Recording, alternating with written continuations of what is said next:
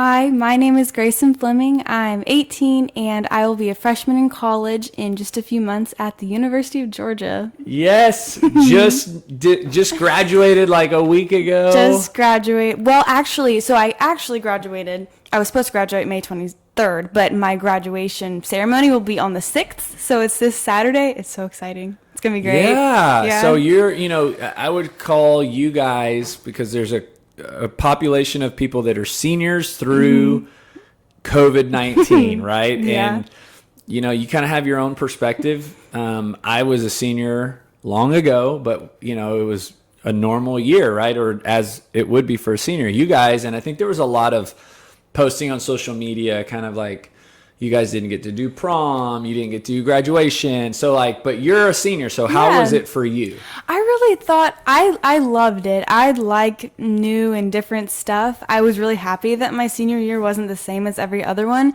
And for missing prom, that was okay. Because I don't know, I feel like we bonded in different ways. Even though we didn't get to go to the dance, we've had Sadie and homecoming and stuff, and so now it makes graduation even more special. Like, we haven't been with each other for a while, so I don't really feel like I've missed out. I feel like I've kind of gained some perspective, really, if anything. Yeah, so graduation is on. Graduation is ceremony, on. Everything. Yes, that's amazing. It's so exciting. We have a few guests. I thought we were going to only have like parents and that's it, but no, we get some family to come. We're doing it on the football field for the very first time. It's going to be so great. I'm so excited. It's interesting because what would have been probably just a ceremony, like I'm graduating, like special, but it just would have been expected. Mm-hmm. Going what you've been through for now the last 2.5 months, you're almost like so much more excited that you actually get to have a ceremony. I know. It's like when someone goes away and then they move back and you're so excited to see them. That's how it's going to be on graduation. We haven't seen each other for a while. It's going to be so exciting. It's going to be bittersweet too, because that's kind of your like hello and goodbye time, which is okay because we're all going to college, but it's going to be good. Yep. It's going to be special. Well, that's awesome. Yeah. Okay, so I interviewed your mom like January, I think. Yeah. It was an awesome interview. Did you listen to it? Yes, it was right after my surgery. Yes. And her surgery. Okay. And it's really special to have you on the podcast. Yay. And I want to start out with you giving us, you're 18. Mm-hmm. You got started here at the gym. Was it after BCS Classic last year? It was. So almost a year. Mm-hmm. And we'll get to that. But let's go back in time and think about, what drew you into exercise or sports? Were you even active as a young child or? Oh my gosh, yes. So I have an older brother, and ever since the moment I could walk, I was doing something. Like, he swam when he was 6, so I swam when I was 3, and he played football and I played soccer. Every single time he played a sport, I was playing a sport, even if I was too young for it. Like, for swimming, you weren't allowed to swim until you were 4 or something, but I could swim across the pool. So they let me swim because I can make it, and it was all because my brother was the guy. Like, he was the cool guy, even as a child, like, who could ride his bike the fastest and stuff. So that was my fitness start, was just trying to catch up with my brother. And then, of course, I played sports forever. And that's what kind of led to my surgery, really, was just playing so many sports. Like, I don't remember a season in my life or like a sports season where I wasn't playing a sport. I played like field hockey. What'd you love about sports? The competition, and I just like being active. I don't really like sitting around. And it really all goes back to my brother. He's so insanely competitive that I took everything that I know about competition and I learned it from him, which can be good and bad because girls are very different in competition, and when you act like a guy's type of competitive, it's kind of hard. But that's what it was, really, the competition and being active and being strong. Like, even from a young age, I really liked being strong. So I think that's what started it. So for you, working out was more of just sport, right? It was like, part of any sport, you have to work out. Mm-hmm. I mean, even if you don't look at it as a workout, practice is a workout. Yeah, but we never, like, I hadn't lifted weights until I got to the gym here. No way. I think I did a deadlift like once by myself at TrueFit one time when I went to go to swim practice, and after I was like, oh, I'll do a deadlift. And that was it. That's all I've done before I got to CrossFit. So when you were, doing different sports in junior high and I guess high school, what was it that you would say was the biggest challenge in sports for you? Honestly, dialing it down. I'm someone who kind of goes all the way, and it's good, but it's also bad because it kind of led to sort of a breaking point in like my competitive spirit, sort of. So I would just go 100% all the way all the time, and that led to my teammates not loving to be around me, because even if it was like a game in practice, I was just so competitive. And looking back, I see it, but in the moment, I was like, oh my gosh, you're not gonna dread the fact that you didn't just go insane for that one ball that was in one practice 3 years ago. Are you kidding me? And it was not good. So that was probably the hardest So thing. I don't know if you've even heard of or this documentary about Michael Jordan. No. Okay, there's one that just came out on ESPN, right? Probably in the last couple months. It's called The Last Dance. Okay. Do you know who Michael Jordan is? Oh, yeah. Okay. So Michael Jordan, he led the Bulls to 6 NBA titles in 8 years. And I'm sure you were probably not nearly as intense, but what you're describing is a lot like what Michael Jordan did on that team, right? He was so competitive. He would elevate the everyone on his team, but to a point where it was like they sometimes would take offense to it, and it was effective. They won, but it sounds like for you, it was something that you look back as like that was not a good thing. No, it was, or yes to you, and no, it was not a good thing. It was, looking back, it was very negative. I had one senior who I just, like, I want to be her when I grow up. And she was a senior when I was a freshman, and she was so competitive. So I thought that, I'm competitive. That's good. I can be competitive. She's super competitive, but she was so much wiser than me. There's such a difference between a freshman's mind and a senior's mind. Because in my mind, it was like, be the loudest, be the most aggressive, be the most everything. But she understood the balance, because she was loud and she was aggressive, but she knew how different people needed to be approached about striving to be better, and I did not. So that's what I learned after that point, where I kind of just, it wasn't a burnout, it was just kind of a breaking point where I realized that what I was doing was not working. Then I got hurt. Then I had to wait and watch from the sidelines. And then I realized that there needed to be a little bit of a change before I got back into sports. I mean, I think that what you were was very competitive. And you're 18. So kind of what would you say was the click for you? Like, it sounds like there was kind of a maturity. Oh my gosh, yes. But, at the same time, there's a part of being competitive, especially in sport, that's necessary. So how do you balance that? Well, the click was when I blew out my shoulder. So No, you're good. freshman year, this is the all or nothing me side. Freshman year, I was a hitter on the volleyball team, and I was going. One day, I was like, man, my shoulder really hurts. I hit one just right, and there was just this, in my mind, I was like, oh, that's a pinch. That hurts. Well, I kept playing. I did volleyball, cheer, swim, and softball that year. Next year, all those and pole vault, and my shoulders kept getting worse and worse. And then right after pole vault, I just realized like I couldn't do anything. There was no strength in my shoulder. Long story short, blew out basically everything you can blow out in your shoulder. I blew out. And then the next year, that was in January.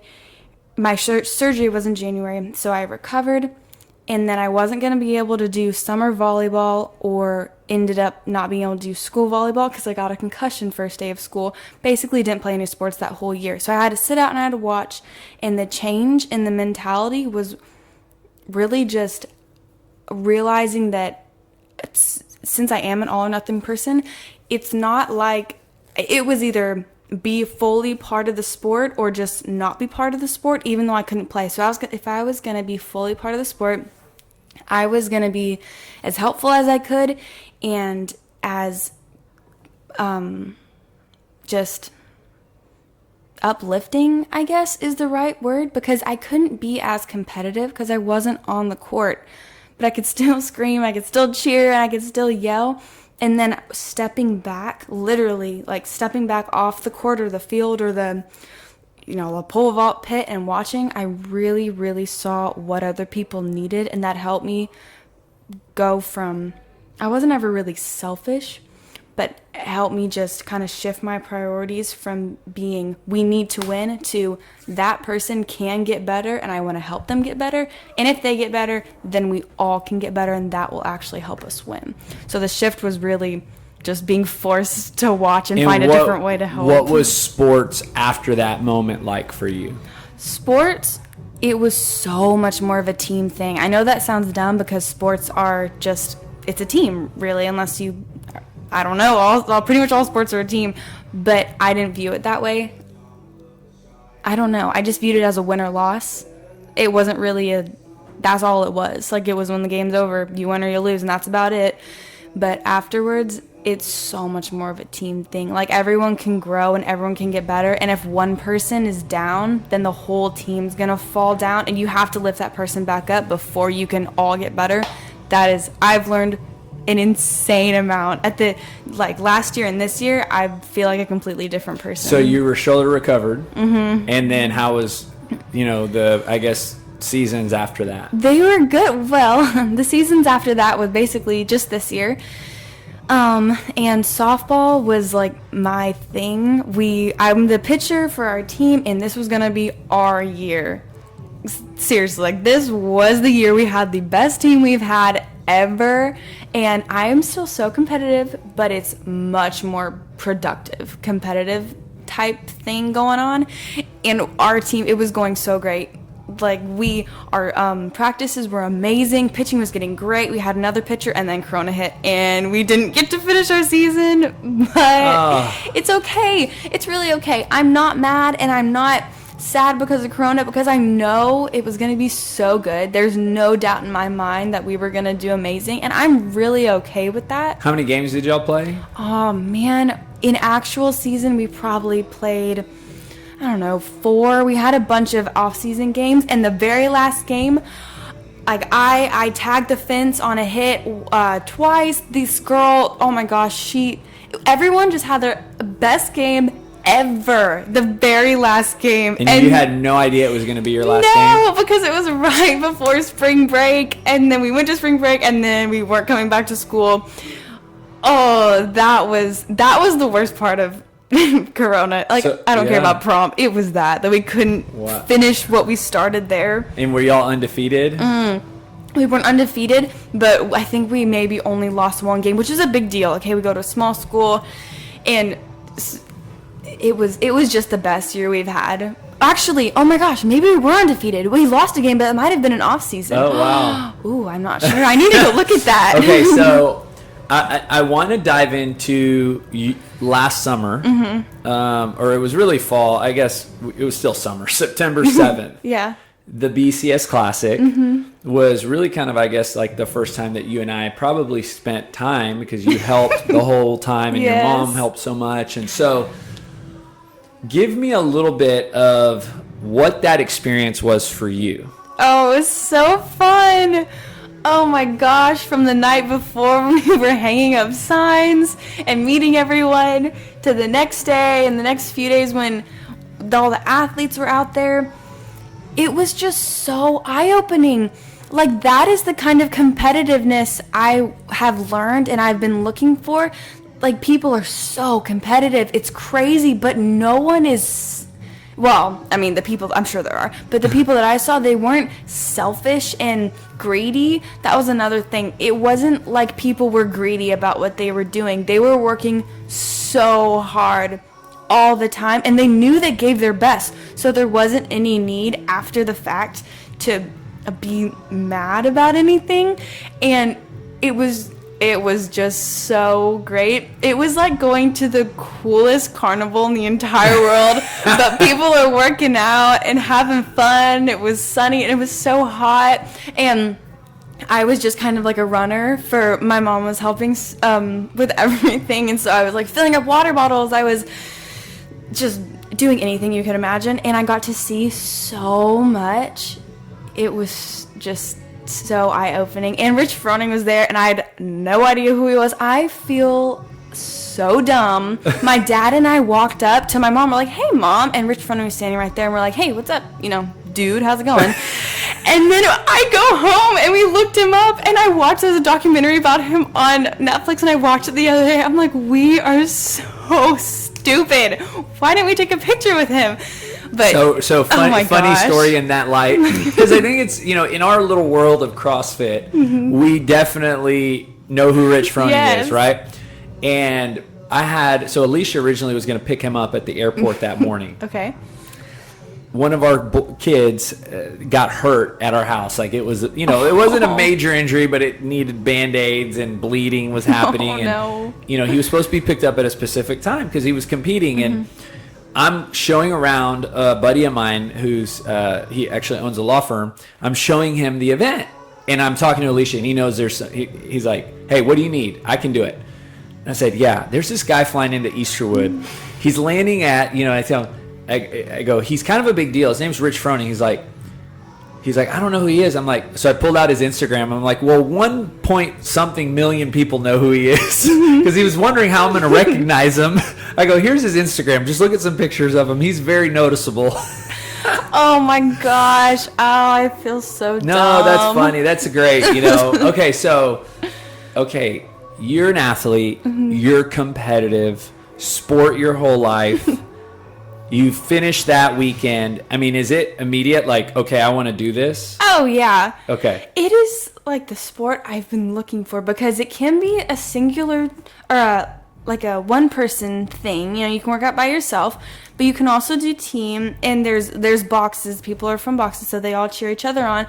It's like the best of all the sports because swim is kind of singular, and I did swim, and then I played volleyball, which is totally team sport. Just CrossFit combines everything, and it's not just cardio, it's not just endurance, it's not just strength, it's the combination of everything that you need to work on for life. And so you get started. Oh my gosh, it's amazing. Come to the gym. I died. I totally died. The first workout, I don't remember. I know people can remember their first workout. I don't remember. The only thing I remember is that it was kind of a noon workout. I think I was on a break because there weren't a whole lot of people there, so a lot of people were at work. And it was me and maybe one or two other people. And I remember being so mortified, honestly, because I couldn't do anything. I could do the body weight stuff, but the weight stuff, or not weight, but barbell, I had never done anything like that. And so when I tried, I just couldn't do it. And I remember being just embarrassed, but that is what drives me. I don't really care what other people think of me, whatever. I care what I think of me a whole lot. So me being embarrassed, it was not gonna happen again. So I came back and I worked on it, and that was my first experience. I loved it so much that I was mad that I couldn't do it. That type of feeling. So it's a competitor in you, right? I mean, yeah, I guess.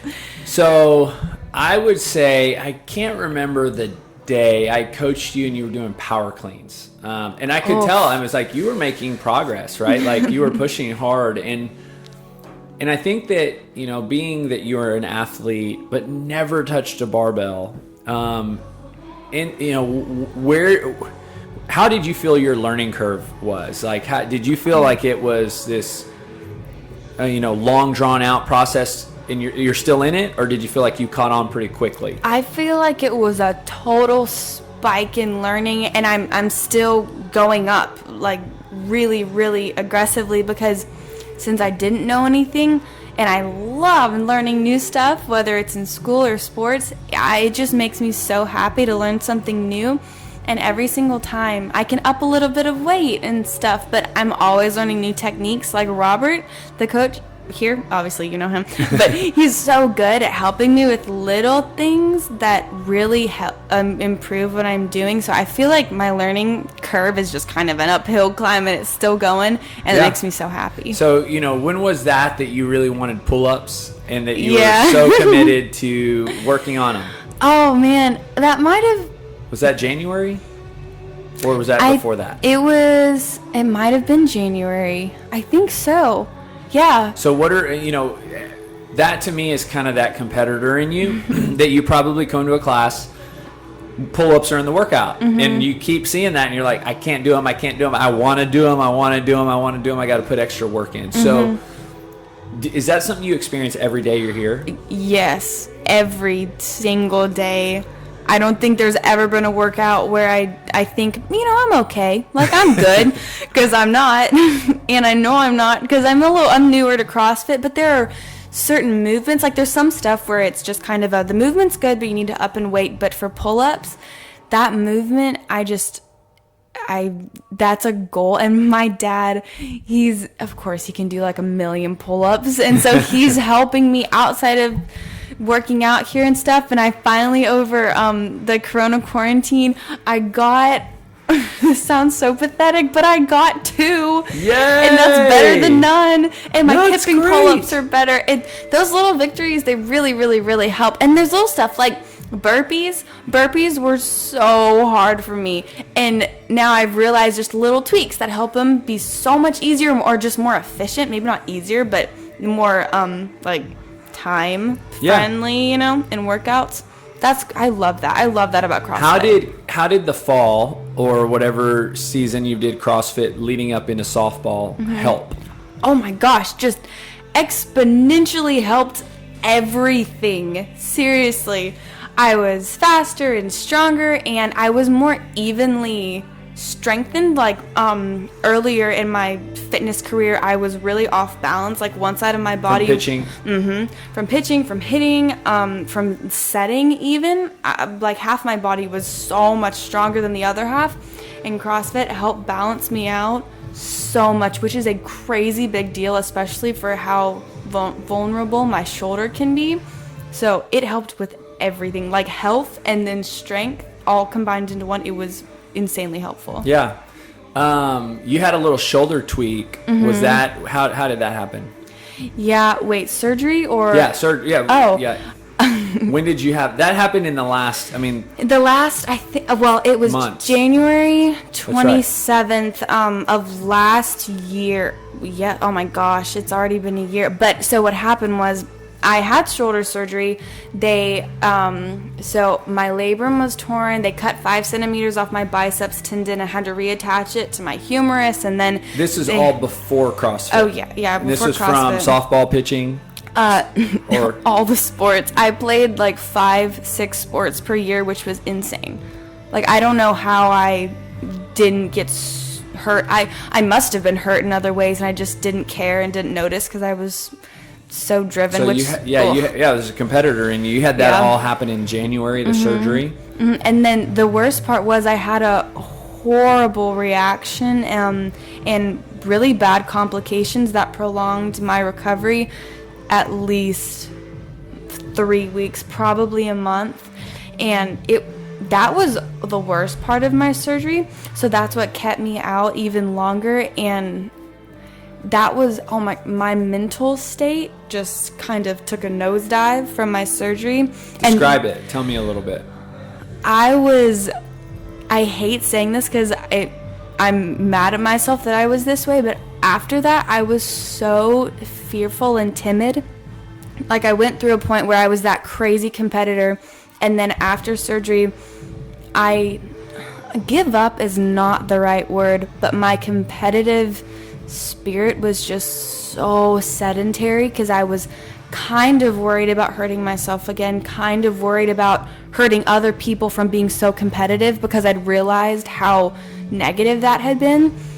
So I kind of forced myself to be like, oh, it's okay. If you didn't do your best, well, you can do it next time. It's fine. And that wasn't helpful either. So I went from kind of polar opposite to other polar opposite all through my recovery and the first few months back working out and stuff, in my shoulder, I had just been in so much pain that it was really hard to go all out again, because I realized I'd seen what all out led to, but that was years of all out, not just a workout. That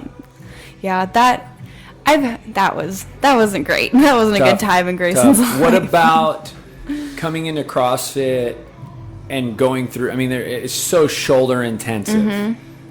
Did it help? Did it hurt? Did you have to work around it? Oh, it hurt, but it helps. That is those are the perfect words to describe it. Chris Rea, or I can't call him by his first name. He's Mr. Rea to me.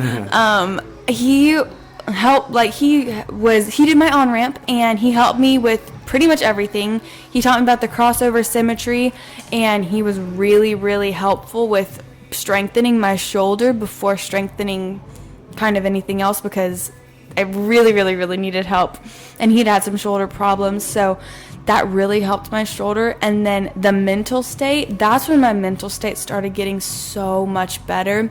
Robert had a huge role to play in this, and it kind of is the building better people thing, so I'll save that for later. Yeah.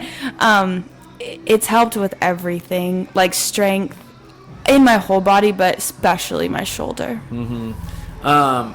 Let's transition to the nutrition and talk a little bit about your mom. So the way your mom got introduced to the gym was through the 6-week challenge in the fall of 18. Wow. And she did the 6-week challenge. She mentioned to me that you were wanting to do nutrition, and I think I said, well, y'all should just do your 6-week challenge. And she had all the materials. I was like, just take Gracen through it. Yeah. So you, I think that was New Year's or? That was, yes, Christmas? January 1st. Okay, January 1st. So give me a little bit. I mean, I remember, I'm 38, but I remember being 18, and I remember wanting something different in terms of my physical health. I had no guidance, right? I had zero knowledge. You're at that same stage of life, and give me a little bit of kind of like what led you to saying I want to change my eating habits? Well, my eating habits they've never been horrible. I just eat a lot because my brother ate a lot because he is a giant human, and I ate as much as he did, and I am not a giant human. So I wanted to do the 6-week challenge because since my shoulder surgery and since my concussion, I had not been able to do a whole lot. Not because I didn't want to. I wanted to, but I just physically couldn't. And so it's not like I gained a lot of weight in the moment. I mean, I was a 17-year-old girl. I thought I was like so fat and horribly out of shape and everything. And I wasn't. Looking back, that was so dumb. Anyway, I gained a little bit of weight just because I wasn't moving a whole lot. And then it got to New Year's, and I was getting a lot better with my shoulder. It was healing a lot, so I could get back into sports and stuff. And I thought, you know what, might as well start eating better. Like, there's no harm in it. And so we did the 6-week challenge, and it was great, actually. And for the first 4 weeks, it was awesome. I had lost kind of the baby fat that I was holding on to, and I had gained a good bit of muscle. I was working out here. This is the kicker. It was great for the 4 weeks. And I was working out here 6 o'clock every morning before school. But then I was going to softball after school. And since I was the pitcher, I had it was just a really long workout. Like all practice, I was pitching, I was doing drills. I never got a break, which I'm not complaining about. I loved it. I would go crazy if I had a break. But you were drained. I was totally drained. And I'd never felt that drained before. And I was like, man, this is a little weird. And that's when I was so happy with losing weight that I'd forgotten about muscle, really, and all the stuff I was using and expending throughout the day. Just living, that I had forgotten that you really need to fuel your body even though you want to lose weight. And so then the last two, actually it was pretty much just the last week, maybe week and a half, I realized just how insanely tired I was. And we had a lot of games. That's why I was super game heavy for softball, so I never got a break. Like, I was always in the game. And it was weird. I felt weird. That's the best way to describe it. I didn't know what was wrong. And then I got through the 6-week challenge, ended on my birthday. So then I had one slice of cheesecake or something, which is great.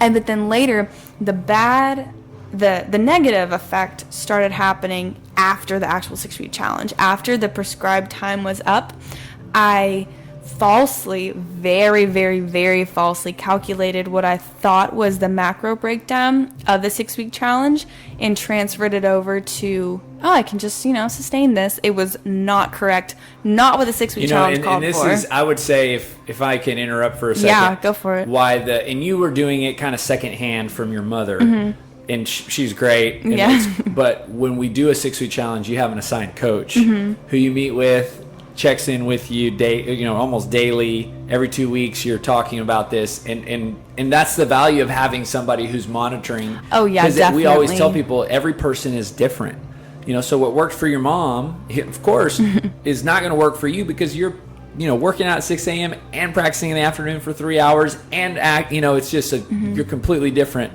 But I think I think there's a lesson here for people listening that yes, there's value in changing eating habits and having a good plan, but I think there's also value in having the coaching and the accountability. And since I made such a drastic difference and tried to sustain it, that was not good. Yeah.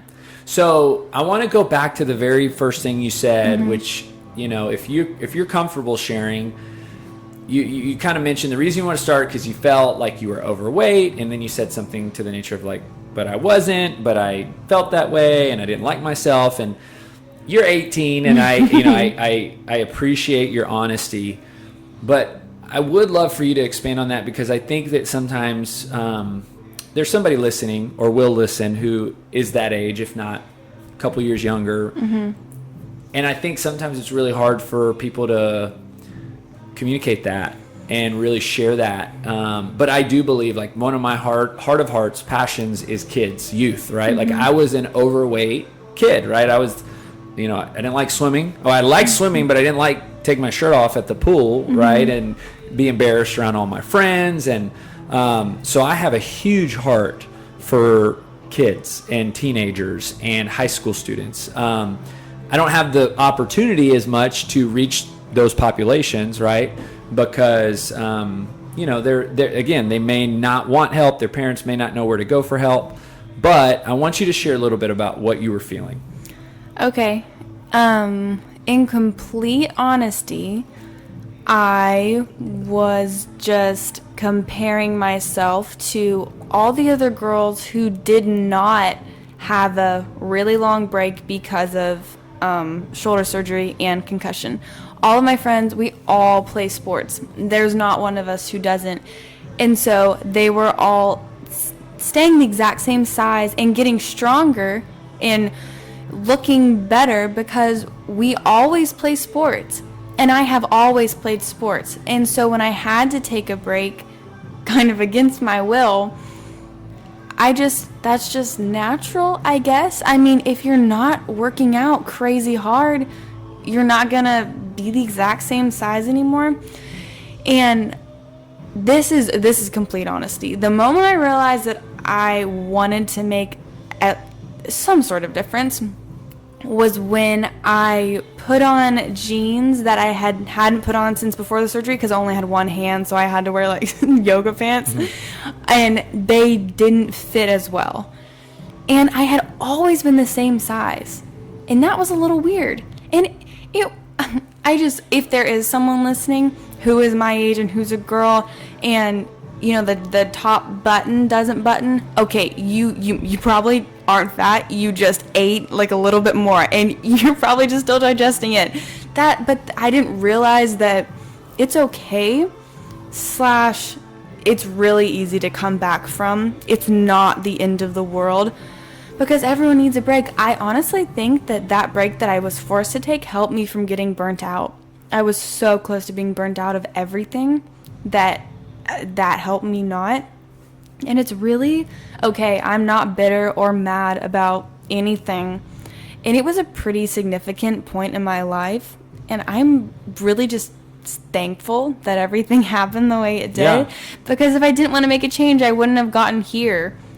And it sounds, the reason I want to highlight that, because it did sound when you shared, and it sounds like you had overcome that feeling that you had. Right? Because the battle is in your mind, right? Oh, 100 million percent. An inch on your waist, 2 inches on your waist. And yes, there's an aesthetic change that occurs. But if you see, what you see is what your personal reality is. And your eyes tend to gravitate towards the whatever you lead them to gravitate towards. So if your eyes gravitate to the one tiny segment of your body that carries extra fat, then that's all you're going to think, right?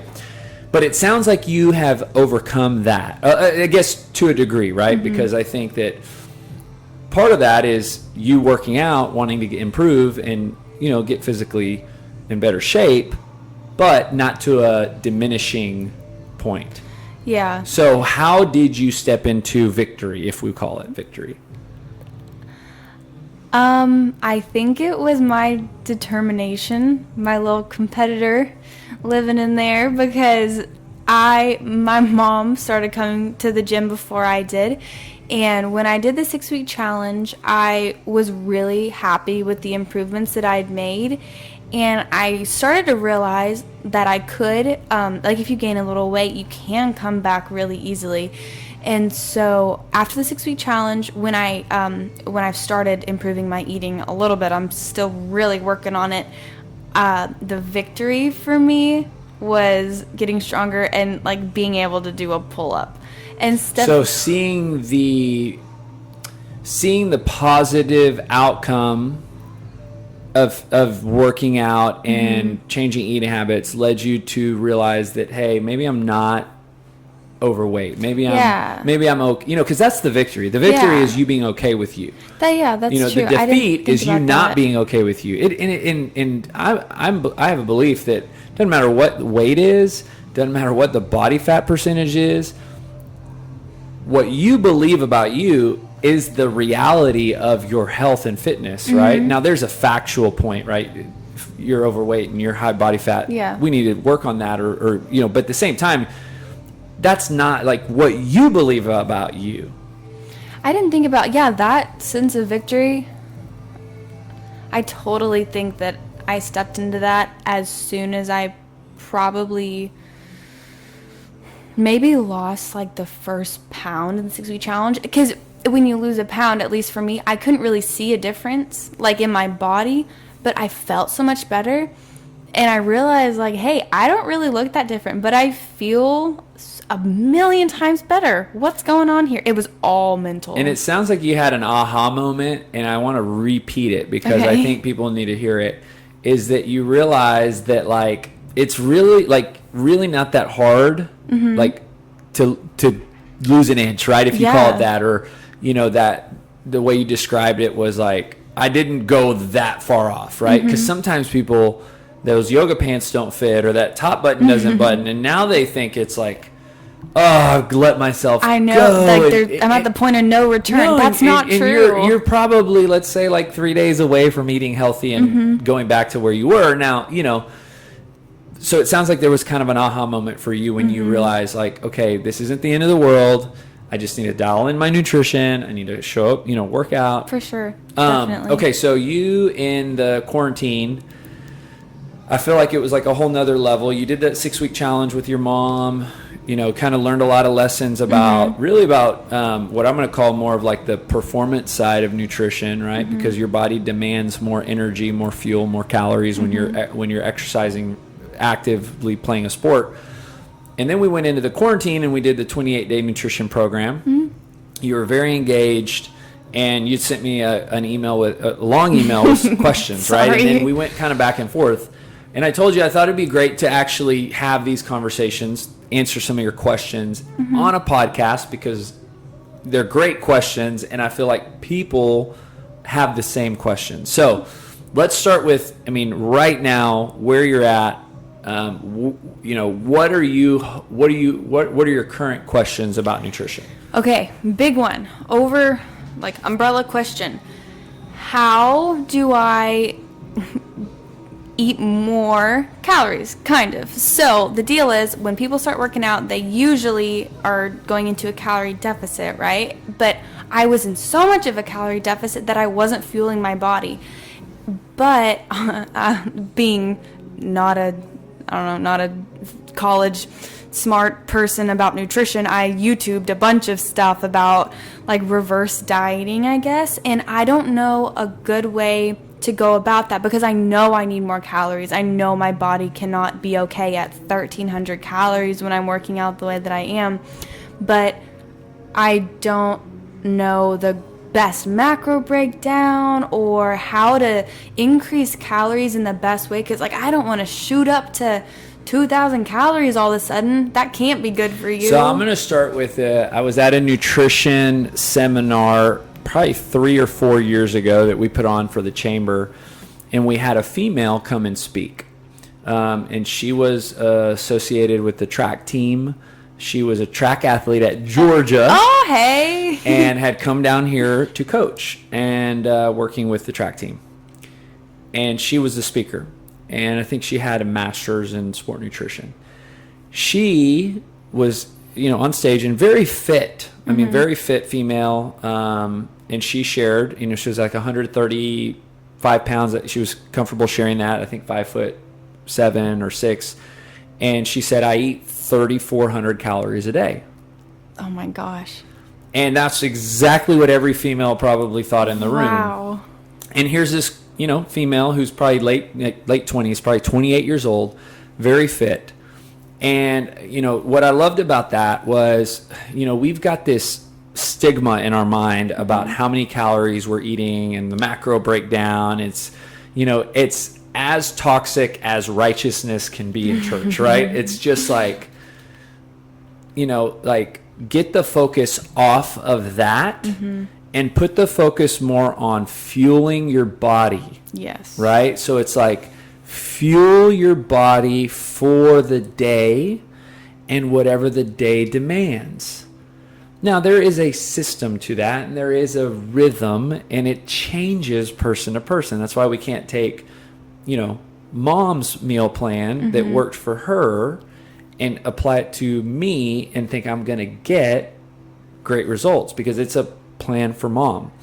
And that's probably one of the bigger challenges we face is we look on the internet, we ask our friends, and, I don't want to say that it's so complicated and scientific. It is a lifelong study, right? So like I'm 38. At 18, I started exercising. I lost 40 pounds in 3 months. And the only thing I changed nutritionally was I cut soft drinks out. I still ate fast food. I still ate, pizza. I still ate bad food, cut soft drinks out. 3 years later, I was 21 and I started kind of really learning nutrition and applying it. I'm a case study for me. And that's one of the things that I would encourage you to look at this is like, we want the plan that works in 30 days. And work, the definition of work can be different for different people too. Of course, yeah. And we want, exactly, success. Success is different. It means a different thing person to person. But most people, when they want this answer that you're asking, and this might not be you, they want the answer that will work immediately. Think of the body that you've been entrusted with, right? Which is the only one that you're going to get, is your lifelong project. And you get to fuel it and experiment and play around with it. And it's pretty darn good the way it's made. I'm amazed at 18 when I finally changed my life that I was still, this thing was still functional. I drank so many soft drinks. It's a miracle that I didn't become type 2 diabetic. I ate so much food. I remember being 8 years old, and we went to Guatemala because my family's from Guatemala, and my grandparents had this property, and I don't know why, but they had a ton of peanuts, bags of peanuts. I would eat so many peanuts that I would vomit. Oh my gosh. Not to be overly gross, but it would be like peanut butter because it was, but I abused the heck out of this body of mine, right? So it's pretty darn good. And so what I mean by that is the answer to your question, if I'm completely honest, is I don't know. Okay, cool. I don't know how many calories your body needs. I don't know what the best macro breakdown is. Now, with that, I can give you some parameters and some starting points, which you know better than anybody. I mean, you did the 28-day nutrition course. You've done the 6-week challenge. But the hope that I would have is that, first and foremost, I think it's good to test, assess, retest, assess. For example, 1,300 calories didn't work for you. Oh my gosh, no. I mean, and if I knew that, I would have said, Gracen, no, you need more food, right? You're in this, current season of life, right? And actually, I told your mom this. I'm like, that summer, I think I told your mom, but you're graduated from high school.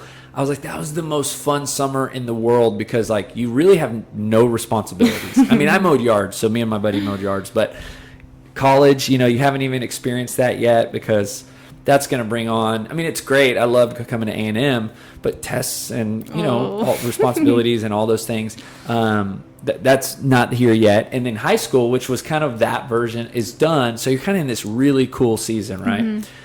And so during the summer is a great time for you to, you're going to work out every day, but this is a great time for you to experiment. And, that's why I think, too, the value of having a MyFitnessPal is so good. Not to become hyper obsessed. And I kind of feel like you got to be a little like Michael Jordan because he was hyper obsessed about winning. You got to be hyper obsessed to improve, right? So when it comes to MyFitnessPal, it's not your God, little g, right? Mm-hmm. So it's like, but you got to really like do it to get the data, right? Oh yeah. So if let's just say right now, I'd probably say off the top of my head, if you've been at 1,300, would you know where your calories are right now? Yeah, I increased like 50 to 100 every about 2 weeks. So what is that putting you at right now? I'm at about 1,800. And how do you feel? I'm okay. That's the thing. I don't really know how I feel until I'm above or below and I'm like, hey, that worked. So yeah. I'm kind of at that stage. Honestly, I'm freaking myself out because it's hard for me to eat that much. But before I started changing my diet, I could eat so much food. So it's kind of weird. Well, and people, when they eat unhealthy, can eat a lot of food. Why? Well, think about it. So if I go to Chewy's and I get an enchilada plate and eat chips and salsa and queso, it's probably not very hard to eat 3,500 calories. I mean, on average, people that go to Chewy's probably eat, or any Mexican restaurant, if I were to give you 3,500 calories of chicken and broccoli, oh my gosh, you'd be eating for hours and still probably not be able. Because when you eat healthy, the food, the quality, the density is higher, right? So it's like you have to eat more. That makes sense. And so and that's why we want to eat quality, right? Quantity and balance. Those are the three things that I really focus on. Is quality is single ingredient foods. Quantity is how much you're eating. Balance is the balance of more so carbs and protein, and of course we want to include fats, but we don't want to lose the hormonal balance that you get from balancing protein with carbohydrates. So don't neglect protein in this, And I would start there. I'd say, okay, let me focus on getting X number of grams of protein. For you, I'd probably start at like 150 grams of protein, right? And then I personally think, you'd probably easily be able to have 200 grams of carbohydrate. What? And then let's offset that, the fat remaining, with, probably about an 1,800. And don't be so stringent. I'd give yourself an 1,800 on the low end, 2,000 calorie on the high end. Kind of a goal, right? Okay. So there's a window. I got to be at least 1,800, but no more than 2,000. I would hang out there for 2 weeks. The other variable here is when you're eating and how much you're eating. So yeah, if you're eating those calories all in the afternoon, right? So you kind of do this, I eat like nothing for breakfast, nothing for lunch, and then I just eat all my calories from 4 o'clock to 10 o'clock. That's not good, right? So we want to have that spread out throughout the day. And for you, if you're working out, let's say at 6 a.m., then I'd get up at 5 a.m. and have a breakfast or a meal that's going to fuel my workout. You've heard me talk about this, but you want those calories, especially those carbohydrates, around the workout time.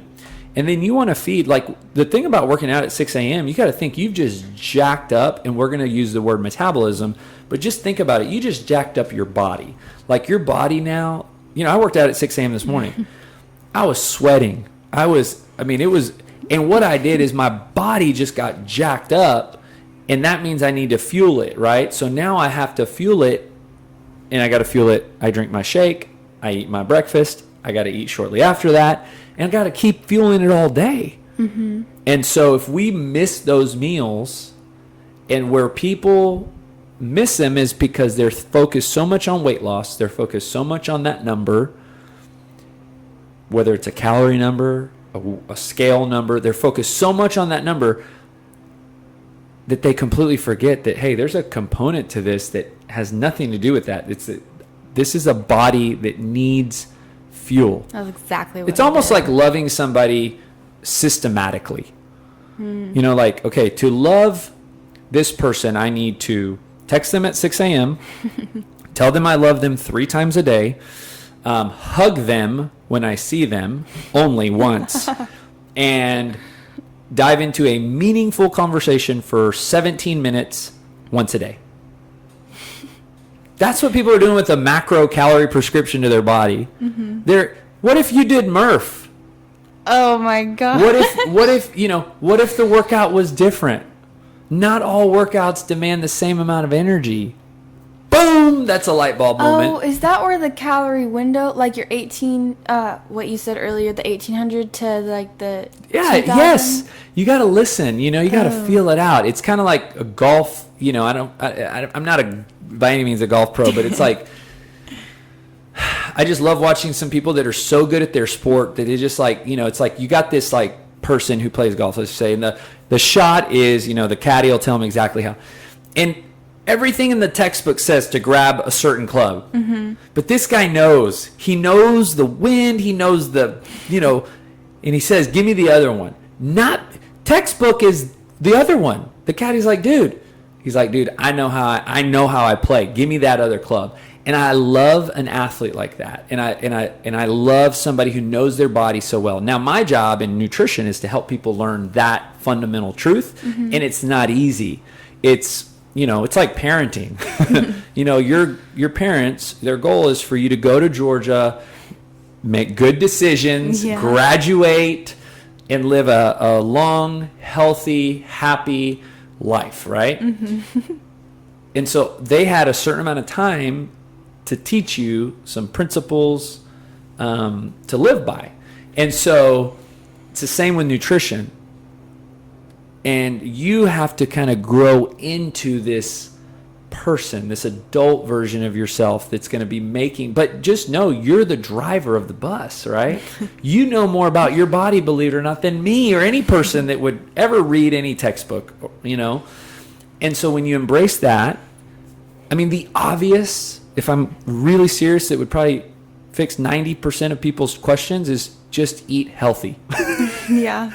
Okay, the beyond that, like now we're talking about things that, there's probably a specific number, and we can put you on a macro prescription, and those are good things. I don't want to because sometimes we need that, but for the most part, is like this summer, I would encourage you to just, if you spend the next 3 or 4 months just really listening, understanding your body and what it needs, it'll take care of you for the rest of your life.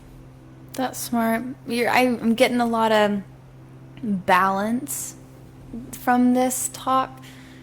That's really smart, because sometimes it is so easy to get hung up on all the macros that you forget that you actually need balance in your diet. Yes. Like that's light bulbs, definitely. Well, there's some light bulbs going off here. So last question, me for you. Mm-hmm. I ask every person this on the podcast, but the purpose, I would say the motivation behind why I'm so excited to be here every single day and get people like you motivated and inspired to work out, and so many others, is because I believe that when you exercise, when you start this journey, that you become a better version of yourself. And that really fires me up. So for you, right, you've been kind of active in sport in your whole life, but as you kind of got into this world of fitness, and you would definitely call yourself a CrossFitter now. Yay, I did it. How has this journey made you a better version of you? Every time, so I've listened to a couple podcasts. Every time you ask that question, I try to think of like a super good answer, but it always comes back to one interaction I had here.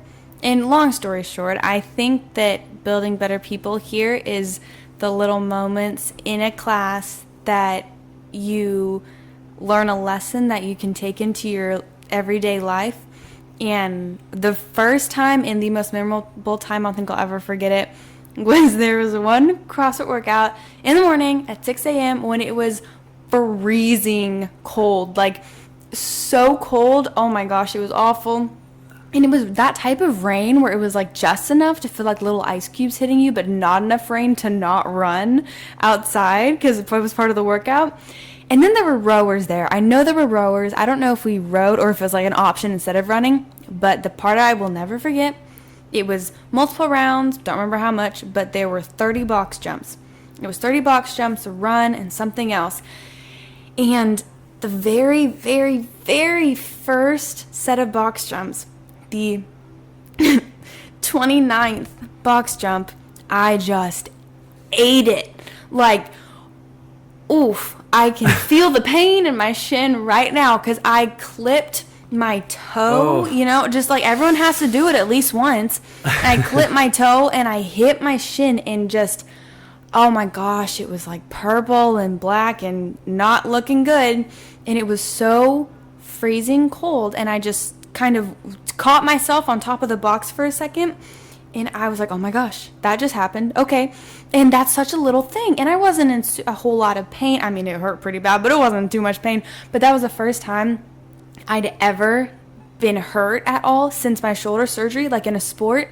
And I know it's little, like I know everyone has that happen, but it was just this kind of like piercing reality, like, okay, I just got hurt, but what now? And Robert was the coach. He came up to me and he goes, "You're okay, Gracen." And a part of me was like, "Are you kidding me? What?" And then I realized, like, no, I'm okay. But it wasn't that okay that people had given me after my surgery when they didn't realize, like, I physically could not do something. It was an okay, like, you're good. I know you can do it. I know you can get the 30th box jump in on the very first set. And I'll never forget that because that made me a better person. Like, I got up after like destroying my shin and it took me a second, but I got the last box jump and then we had to go on the stupid run out in the freezing cold. And later, I think I was so cold that my leg just didn't bleed yet because once I warmed up, my leg just started bleeding. I was like, oh my gosh, no. But Robert, he's like, "You're okay." And that's what building better people is. Like, I'm such a better person because even if I get a little dinged up, I'm fine. Like, in life, I will be okay. I know I'm gonna be okay. And I don't know if I would have learned that lesson outside of CrossFit, or at least not in the same way, because, like, I trust Robert. He's such a great coach, and I know that he knows me well enough that he knew that I was actually okay. Like, I mean, if I was, you know, got super hurt, he wouldn't have been like, "You're fine, get up." But he knows me and he knew that I was okay. And that made such a difference because it was such an important moment because I hadn't been hurt ever since my surgery. And I will never forget that. That's what building better people is like. I am not the same person. If that wouldn't have happened, I would not be the same person.